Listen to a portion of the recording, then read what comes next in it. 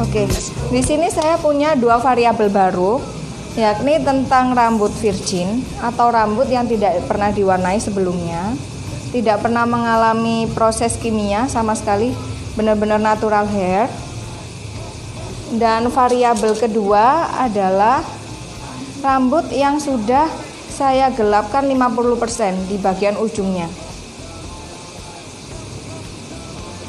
Kenapa saya bikin dua variabel yang berbeda? Karena begini Kak Dwi, rata-rata klien yang datang ke tempat saya selalu mengatakan rambutnya tidak pernah diapa-apain.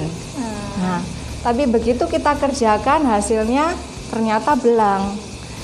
Ketika sudah selesai di bleaching atau selesai diwarna, begitu belang dia baru cerita kalau ternyata pernah digelapkan. Oleh karena itu, dua variabel ini diharapkan memberikan inspirasi teman-teman. Apa sih bedanya rambut yang pernah digelapkan dan rambut yang tidak digelapkan ketika sudah mengalami proses bleaching? Oke. Kak Dwi akan membantu saya di rambut yang virgin atau tidak pernah digelapkan, dan saya akan mengerjakan rambut yang pernah digelapkan 50%. Silakan Kak Dwi. Ya, pakai. Sama seperti yang tadi.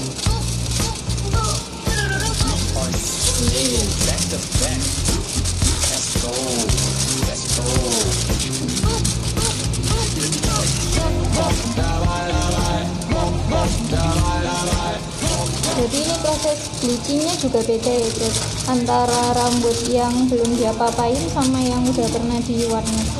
Untuk proses bleachingnya akan sama, yang membedakan adalah persentase kekuatan peroksida yang akan digunakan, itu yang pertama. Kemudian untuk yang kedua adalah tindakan yang akan kita lakukan setelah analisa atau konsultasi. Kenapa hal ini dilakukan atau tes setelah konsultasi dilakukan? Konsultasi dan tes dilakukan supaya kita sendiri sebagai hairdresser merasa aman dan nyaman untuk melakukan pewarnaan rambut dan jadinya nggak belang-belang. Kalau sampai hasilnya belang-belang, misalnya Kak Dwi sendiri sebagai customer mau nggak rambutnya belang-belang? Nggak mau aja. Ya tentunya kan tidak mau. Oleh karena itu ketika kita mengalami pewarnaan atau kita akan melakukan pewarnaan, pastikan menceritakan semua rambutnya pernah diapain aja dalam 6 bulan atau 1 tahun terakhir.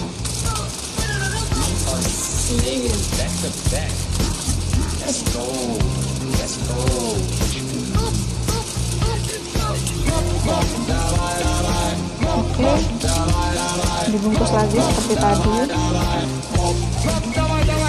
Untuk dua variabel yang ini kita akan diamkan kurang lebih 10 menit.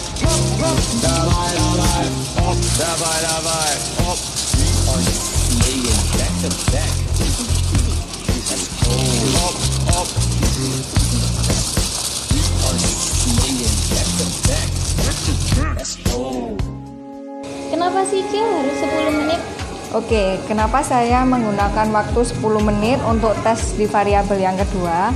Karena kalau kita terlalu lama, nanti kita nggak bisa tahu perbedaannya antara rambut yang dihitamkan dengan rambut yang virgin di variabel yang ini.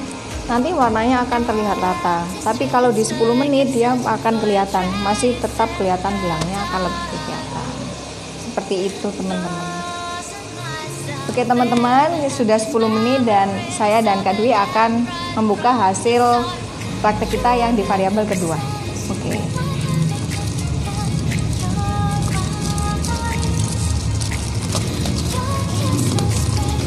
Yang dipegang Kak Dwi rambut virgin atau rambut yang tidak pernah digelapkan. Dan yang saya pegang adalah rambut yang sudah dihitamkan 50%.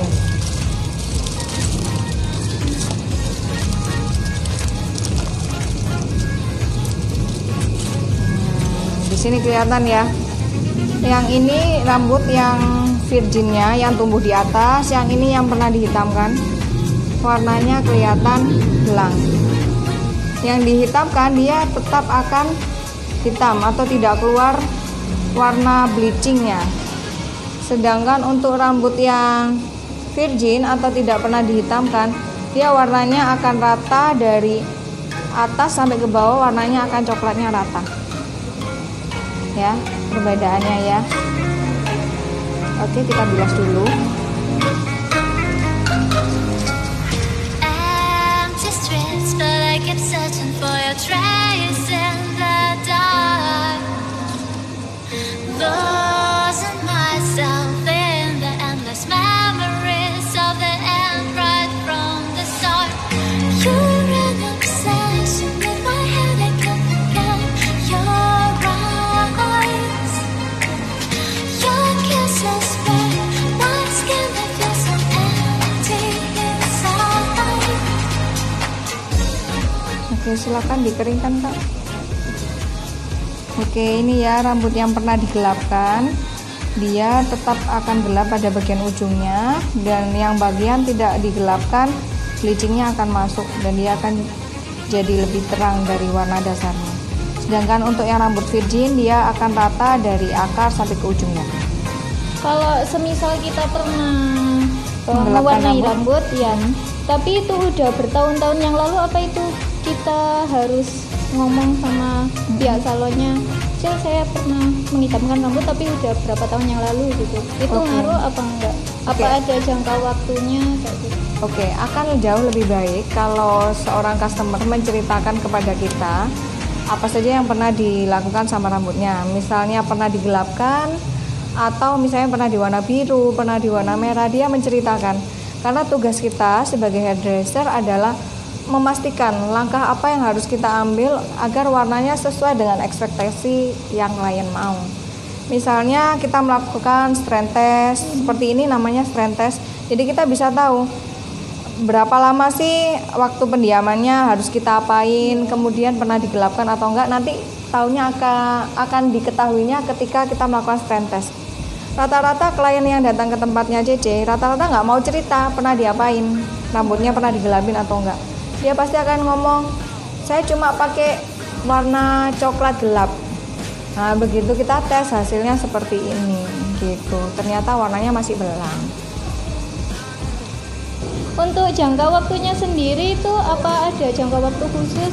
Misal ya Dwi pernah menghitamkan rambut tapi udah 2 tahun yang lalu, apa itu ngaruh sama Hasil proses pewarnaannya. Oke, seperti yang saya jelaskan tadi, saya sebagai seorang hairdresser tetap akan melakukan strand test. Dari hasil strand test kita akan tahu apakah warna yang masih digelapkan ada di mana. Kalau sudah habis, kalau memang sudah habis dan warna bleachingnya rata waktu strand test, pasti akan kita lakukan pewarnaan ke tahap selanjutnya.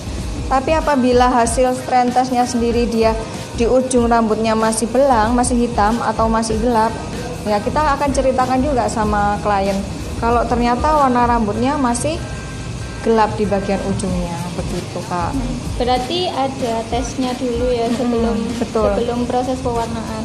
Nah kalau kita di rumah kan langsung aja tuh, langsung diwarna-warnain kayak gitu. Ya, oleh karena itu hairdresser selalu menganjurkan sama teman-teman, seperti di video saya yang pernah saya unggah beberapa waktu yang lalu, selama kalian stay at home, jangan melakukan hal-hal yang berbahaya terhadap mahkota rambut kamu gitu. Jadi rambut kamu supaya tetap aman, tidak rusak seperti itu. Kalau kamu kerjakan sendiri, kamu tidak tahu caranya yang tepat seperti apa, obat yang dibutuhkan seperti apa, akhirnya rambutnya malah hancur gitu.